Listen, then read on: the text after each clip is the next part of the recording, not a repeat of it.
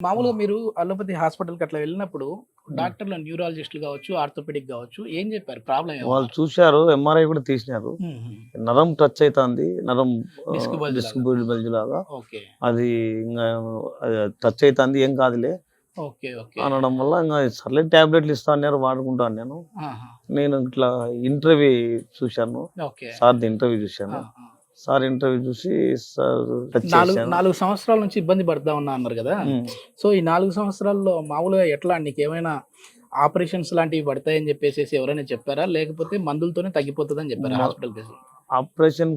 Operation వరకైతే ఇబ్బంది లేదు. హ్మ్. హ్మ్. మందులతోనే అంటే మందులు వేసుకున్నప్పుడేమో బాగుంటది. హ్మ్. హ్మ్. తర్వాత ఆఫ్ చేసినాక స్టాప్ చేసినాక మళ్ళీ స్టార్ట్ అవుతది. ఓకే. ఎక్కువ జర్నీ చేసిన హ్మ్. జర్నీలో ఉంటది. మామూలుగా నాకు హ్మ్. కొనుక్కొని ఇప్పుడు ఓకే. ఏముండదు. జర్నీ చేసేటప్పుడు ఎక్కువ ఉంటది. ఓకే. ఓకే.